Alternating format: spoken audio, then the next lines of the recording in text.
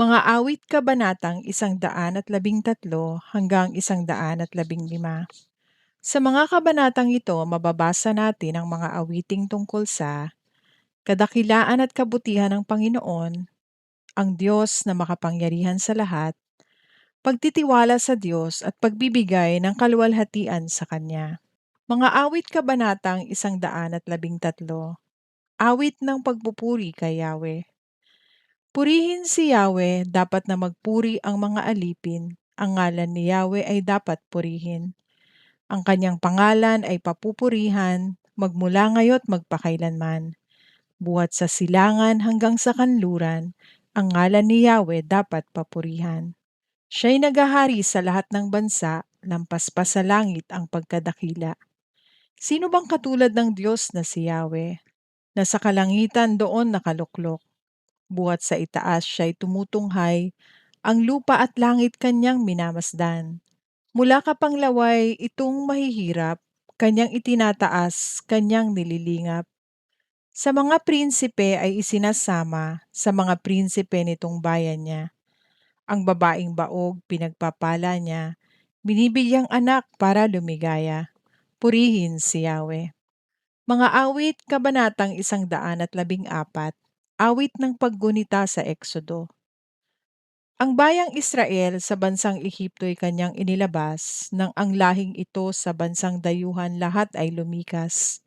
Magmula na noon ang lupaing Huday naging dakong banal, at bansang Israel ginawa ng Diyos na sariling bayan. Ang dagat ng tambo nang ito'y makita, nagbigay ng daan. Magkabilang panig ng ilog ng Hordan ay tumigil naman. Maging mga bundok katulad ng tupa ay pawang nanginig, pati mga burol nanginig na parang tupang maliliit. Ano ang nangyari at ikaw o dagat nagbigay ng daan? Ikaw ilog Hordan, bakit ang tubig mo ay tumigil naman? Kayong mga bundok, bakit parang kambing na nagsisilundag? Kayong mga burol, maliit na tupay inyo namang katulad. Ikaw o daigdig sa harap ni Yahweh ngayon ay manginig. Dapat kang matakot sapagkat darating ang Diyos ni Jacob.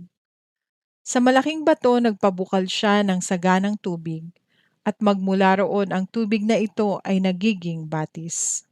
Mga awit kabanatang 115. Awit para sa iisa at tunay na Diyos. Tanging sa iyo lamang, Yahweh, ang dakilang karangalan. Hindi namin maaangkin pagkat ito'y iyo lamang.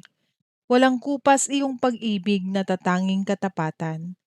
Ganito ang laging tanong sa amin ng mga bansa. Nasaan ba ang inyong Diyos, ang palaging winiwika? Ang Diyos namin nasa langit, naroroon ang Diyos namin, at ang kanyang ginagawa ay kung ano ang ibigin. Ginawa sa ginto't pilak ang kanilang mga Diyos, sa kanila'y mga kamay nitong tao ang nag-ayos. Totoo nga at may bibig ngunit hindi makapagsalita, at hindi rin makakita mga matang pinasadya.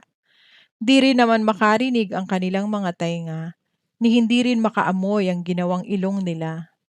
Totoo nga na may kamay ngunit walang pakiramdam, mga paay mayroon din ngunit hindi maihakbang, ni wala kang naririnig kahit munting tinig man lang. Ang gumawa sa kanila at pati ang nagtiwala, lahat sila ay katulad ng gayong Diyos na ginawa.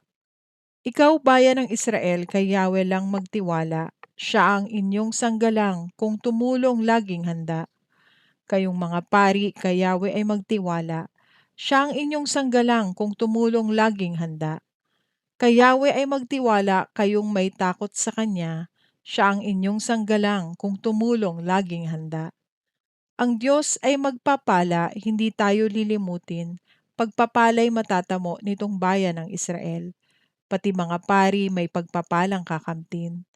Sa lahat ng mayroong takot kay Yahweh, lahat mapagpapala, kung mapagpalay pantay-pantay sa hamak man o dakila. Sana kayo'y paramihin kayo at ang inyong angkan. Anak ninyo ay dumami, lumaki ang inyong bilang. Pagpalain sana kayo, pagpalain kayong lubos.